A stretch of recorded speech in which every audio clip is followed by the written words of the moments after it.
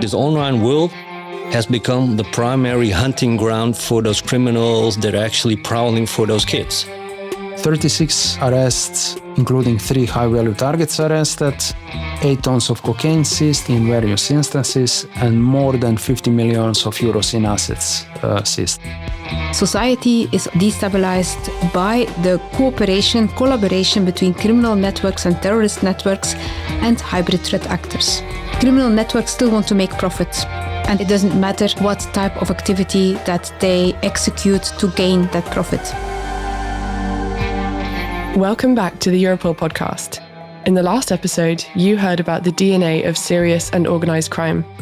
Serious and organised crime is not just a threat to public safety. It impacts the very foundations of the EU and our society.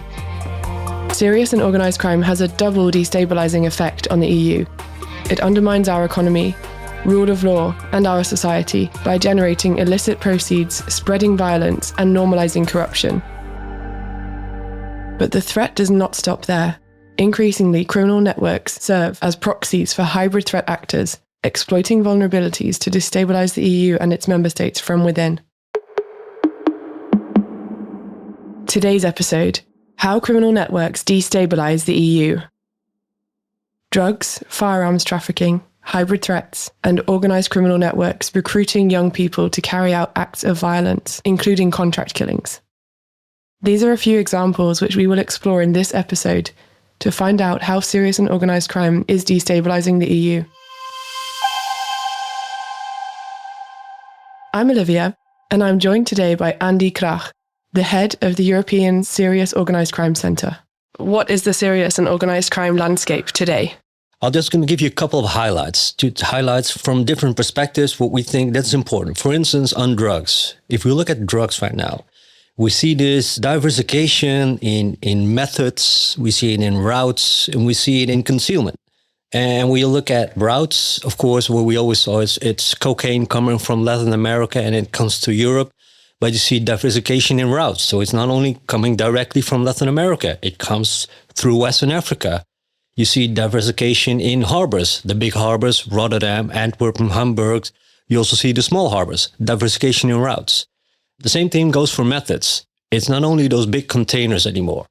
It is sail vessels, it is small speedboats dropping off packages in the ocean, which are picked up. It is general aviation. It's all different kind of methods as well. And we also see diversification in concealment. So these criminals, they're constantly adapting, and we need to adapt as well as that. Specifically in drugs, if you look at synthetic drugs, huge influx of, we call it the precursors. So it's the stuff of which synthetic drugs is made of. It comes from China, it comes from India. So we need to tackle the supply chains. And if you look at synthetic opioids, fentanyl, we are alert on every signal there is on maybe fentanyl hitting the streets in Europe. When you see the cocaine price nowadays in the EU, it's obvious that the price is at the lowest level. What does it mean? It means that we also notice the quality of cocaine is rising, price go down, quality is rising, meaning that the production at the source countries is also rising. So I think that at the moment we have a quite high impact of the production of cocaine, lowest price in Europe, brings us to the conclusion that EU unfortunately became one of the key markets for the criminal networks to supply the cocaine. That was Robert Fay. He's the head of the drugs unit at Europol. I spoke to him to find out more about one of the biggest cases Europol has handled in drug trafficking.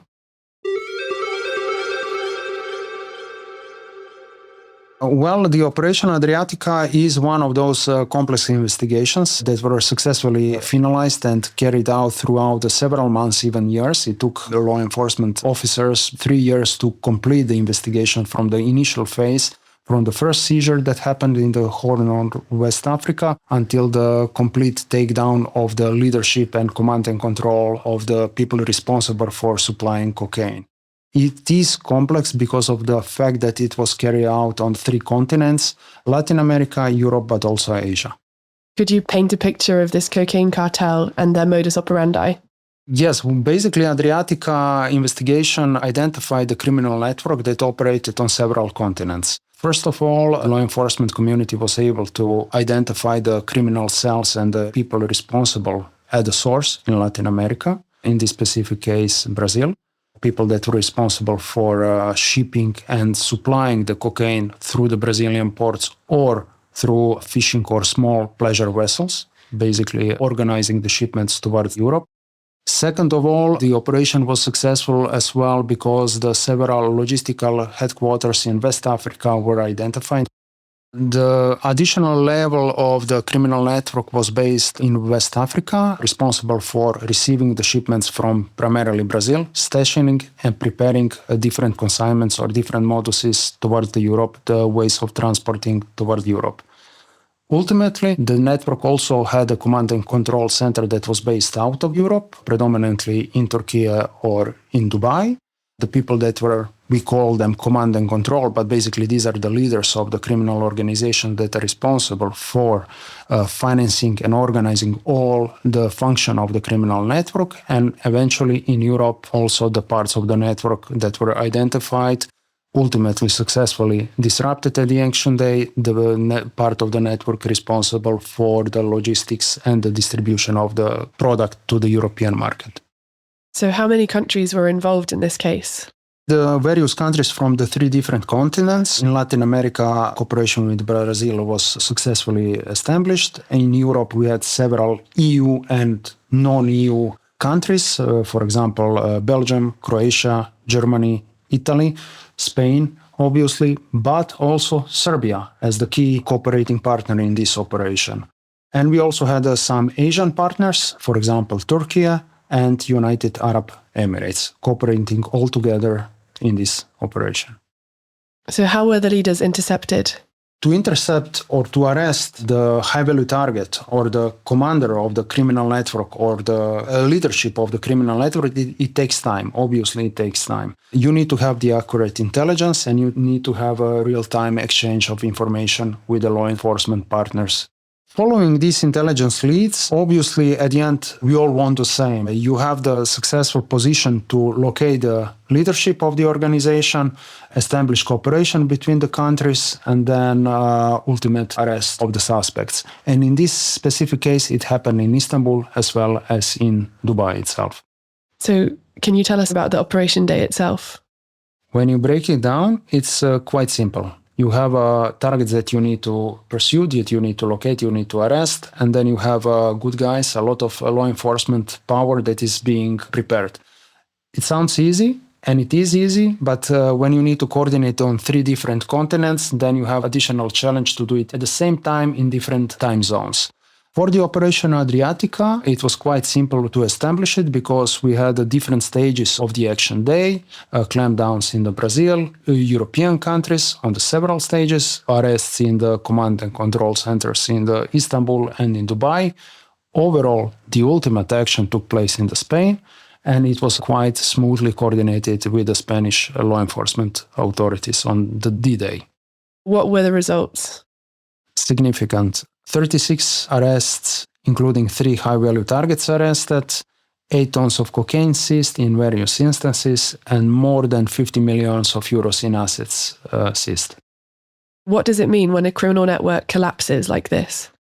Well, let me be clear that protection of the EU and fighting the criminal network starts at the same time in the EU, but also beyond the EU borders. You need to start developing the investigation at the same time, investigating activities that are affecting directly the EU, but you also need to reach out to the non-EU countries at the source or in the logistical centers, for example, like they were targeted in this specific investigation. Why? At the simultaneous development of the investigation and the targeting criminal networks on various stages is the way how you are basically protecting the safety and the security of the EU. What most concerns you about the state of drug trafficking? We don't have the luxury of waiting. The drug influx of various drugs towards the EU, but also the drugs production in the EU, it's at the highest level. It's a red flag to the law enforcement inside of the EU to act as quickly as possible. So this is an individual case. Is this a 1 in a million case for Europol? Basically, it is a specific case, but it's not in 1 in a million. I can confirm that because now, when I joined Europol 10 years ago, it was maybe one of the rare examples of global cooperation. Now, more or less, Europol is, when we are targeting the drug supply affecting the EU, we have cooperation at least with 2 continents, supply and end market. So you always have a connection between Europe and Latin America, more or less. This, what is a specific indeed, is that we had a really global cooperation of several countries working at the same time. But no, it's not 1 in a million. We are having more and more such a complex investigation. And in fact, this is a role of Europol to put all bits and pieces together, together with law enforcement, and coordinate such interventions throughout the several months. Okay, so what would you say made this operation such a success? The law enforcement response in the Operation Adriatica was the successful real-time cooperation throughout the long period of time. From the initial intelligence development that happened here at Europol, through the feeding the intelligence to the field officers, allowing them to conduct and coordinate the actions at the field, and overall putting the real-time coordination among several countries throughout the period of time. This was the success of the Operation Adriatica, and to be honest, the blueprint of the law enforcement's response towards such criminal networks.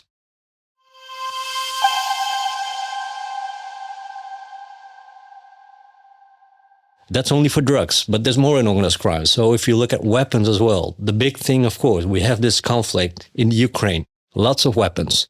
And if you remember back in the days, we had the war in Yugoslavia as well. Lots of weapons. So what's going to happen when the conflict ends? These weapons are still there. And we need to be really careful that these weapons are not being diverted to criminal markets. So that's something you need to be aware of. Same thing goes for developments in technology as well in weapons. It is 3D printers that print out weapons. If you look at migrant smuggling, big thing in Europe. And it's not only physical, this online dimension, everything happens online. The recruitment, trying to lure people in. The payment is with cryptocurrency. There's all these developments in organized crime. And maybe lastly on violence. Violence has been there for ages, but now violence has also been transferred to youth. So we see youth moving in. And by youth, I mean kids 13, 14, 15 years old who are moving into this violence. So organized crime, it's a big thing. It's a big subject. It is on drugs. It is on migrant smuggling. It is on weapons. Right. It's a big subject. Let's look at one part in more detail. Europol's latest threat assessment tells us that the exploitation of young perpetrators to carry out criminal acts is a worrying new trend. Can you tell us more about this? Yeah, so violence as a service by youth, recruitment of youth. By the way, it's not new. So recruitment of kids by criminals is not new at all. But we see some disturbing developments. And that's why we pushed it out in the SACTA. And first of all, what we see is not only one country. So we see this recruitment of youth, it's spreading out wildfire throughout Europe. It's not one incident, it's not one country. And it's not only just a couple of criminals who are doing it like opportunistically, it's criminal organizations doing it systematically. Basically, it's a deliberate tactics that they have. So it's a tactic to use those kids to shield them from the crime. A second thing that is new is that this recruitment is now online. So most of it is online. So back in the days, it was the street corners and they recruit 1, 2, 3 kids.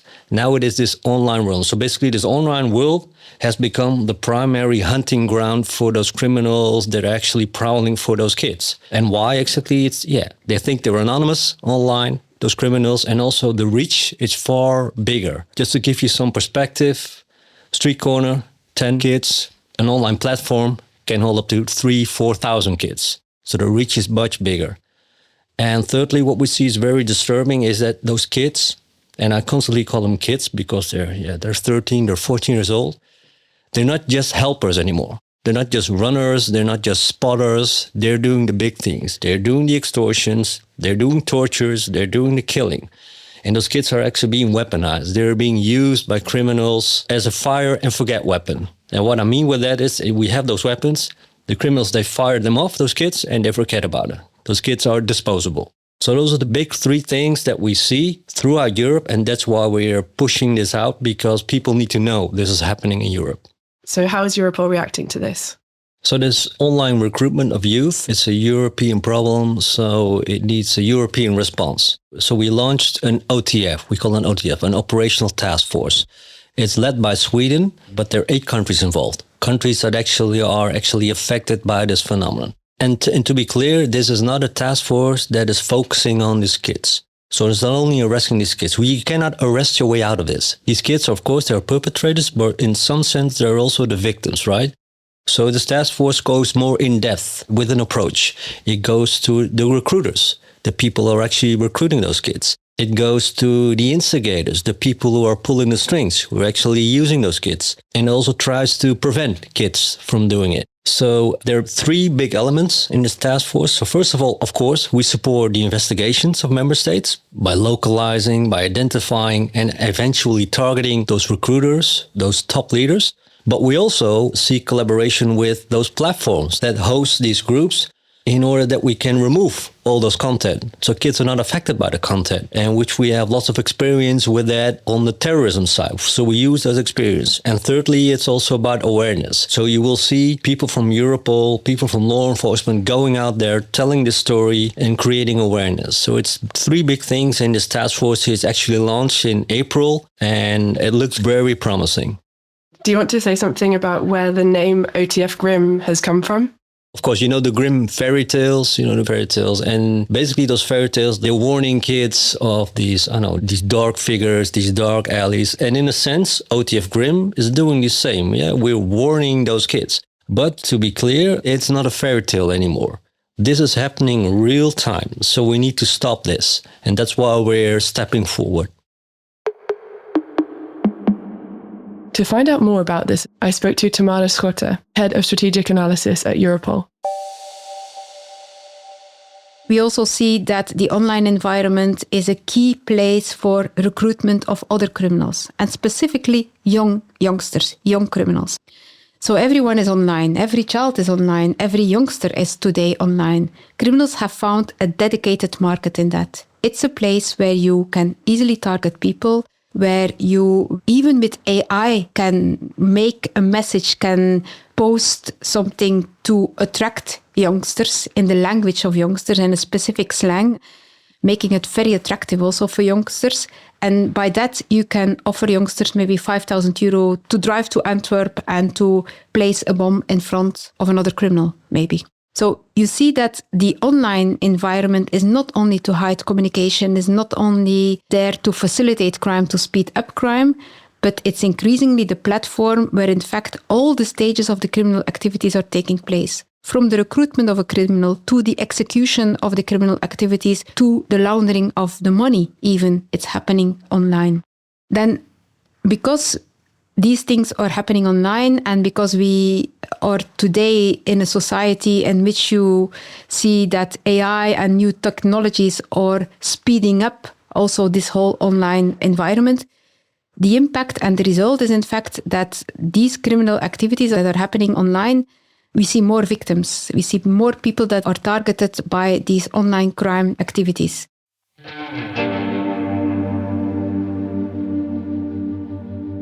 There's another side to that story.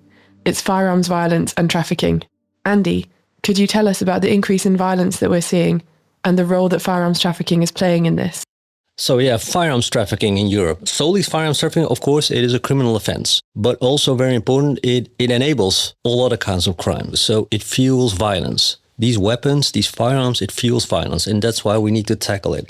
And there's a couple of developments that we see. First of all, again, we see a lot of movement from the real world into the online world. So this trading in weapons by these illegal firearms traders is moving to this online world, on these platforms, on these hidden platforms in which we need to dive into. So we see there's lots of technological developments. And one of the most important thing is that we need to be prepared to, and which we are preparing ourselves together with the member states, is what is going to happen geopolitically post-conflict, specifically with Ukraine. Because in Yugoslavia, we saw it just a little bit back in history. The war in Yugoslavia, what we saw there was that huge stockpiles of weapons were there. And what happened there, these weapons were traded with drugs criminals in Latin America. So weapons were traded for drugs. That's how this movement went years ago. In Ukraine now, much more weapons, much more sophisticated weapons. So you can do the math. We need to be prepared on what's going to happen there in organized crime. Could you tell us about a recent case Europol has been involved in? So a good example of a weapons trafficking case, which actually makes it clear why we need to tackle weapons trafficking. It's a case, it was a while ago, and it was initiated by Swedish investigators, by the way. So they were discovering that these gangs were going after each other with these weapons. But they were discovering that these weapons were sold by this specific individual, this weapons trader. So together with different countries, with Germany, with Sweden, with Austria, and some other countries, we developed this. We supported this operation on this weapons trader, and basically we targeted them. And this weapons trader was arrested. And the point is, it's not only about this guy who was arrested, but the thing is, you disturb the supply chain. So by targeting these weapon traders, you actually disturb the supply chain, the influence of weapons that they have, that fuels the violence. So this is not a really big case. It is a small case, but it is an important case because the secondary effects in violence is much more important as well. These weapons are sold to criminals or criminal gangs, and what they do with those weapons, they use them. They use them at each other. They use them at other people. They use them at innocent bystanders. If you look at violence as a service for kids, they give them to kids, which they recruit online. And then a kid gets a weapon, gets sent away to a different city, gets sent away to a different country to do a contract killing. The kid has no idea. These weapons are used for all kinds of violent things. It fuels violence in Europe. Moving on to another part of the organised crime landscape, can you tell us about hybrid threats today? So a hybrid threat requires a hybrid response from Europol. One of the biggest examples was actually in migration. So migrant smuggling.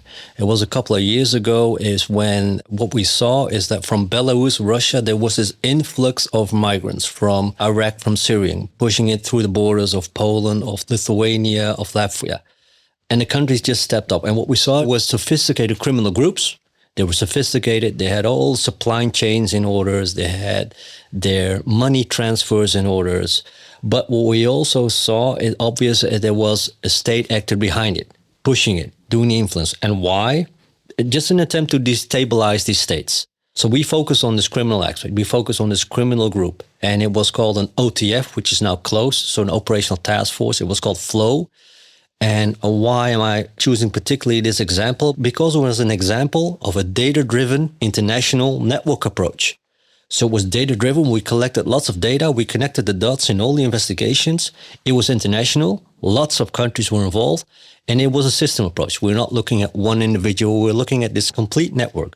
So the people in the network responsible for transport, people responsible for the money flows, people responsible for what have you. It was a network approach. So it was a long-term operation. It took about 2 years, but at the end, it was more than 140 arrests in total.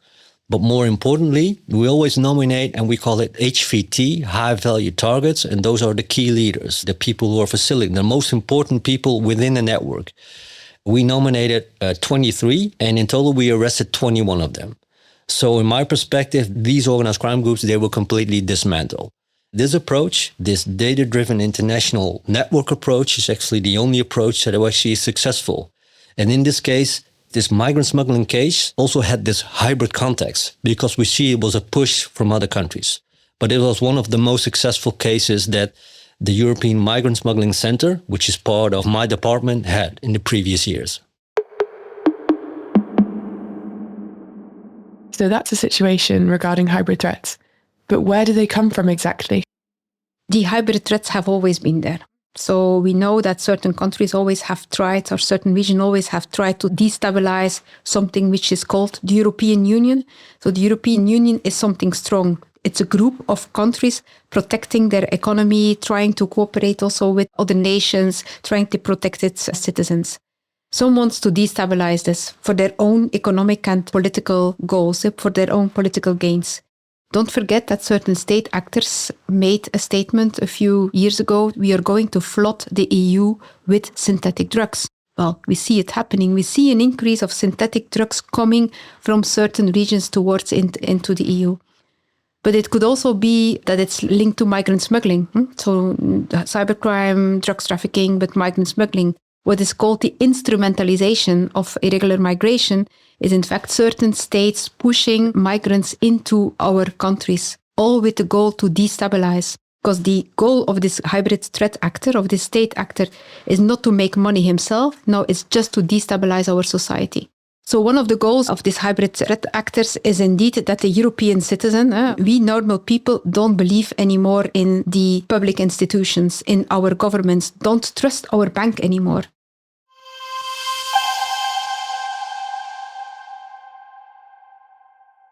Right.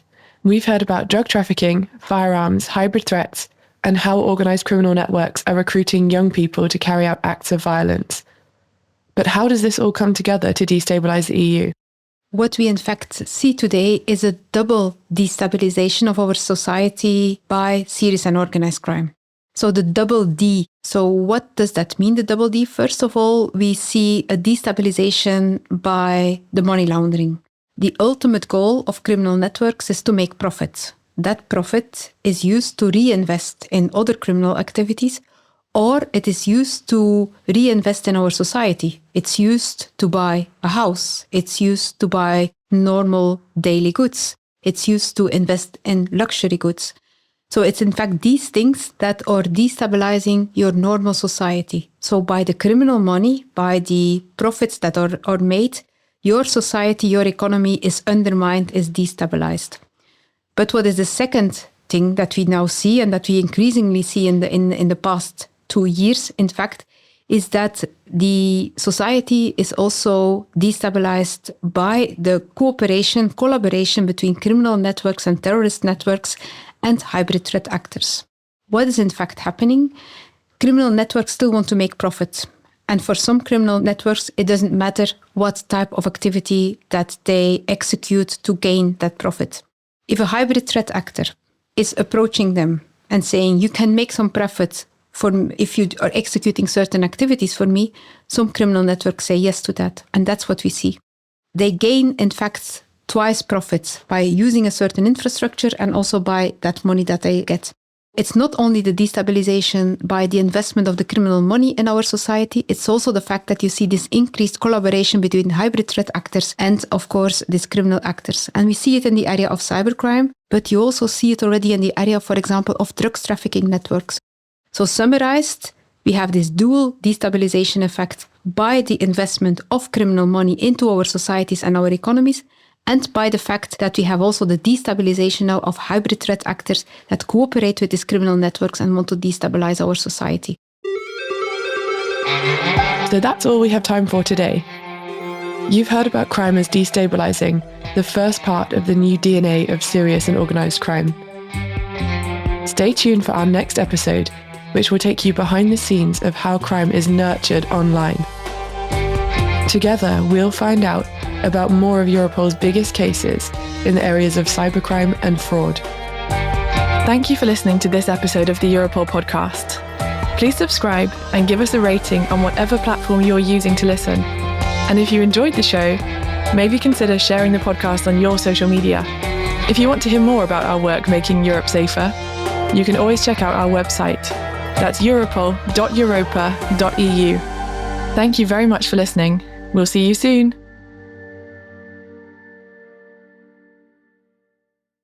And our economies, and by the fact that we have also the destabilization now of hybrid threat actors that cooperate with these criminal networks and want to destabilize our society. So that's all we have time for today. You've heard about crime as destabilizing, the first part of the new DNA of serious and organised crime. Stay tuned for our next episode, which will take you behind the scenes of how crime is nurtured online. Together, we'll find out about more of Europol's biggest cases in the areas of cybercrime and fraud. Thank you for listening to this episode of the Europol Podcast. Please subscribe and give us a rating on whatever platform you're using to listen. And if you enjoyed the show, maybe consider sharing the podcast on your social media. If you want to hear more about our work making Europe safer, you can always check out our website. That's europol.europa.eu. Thank you very much for listening. We'll see you soon.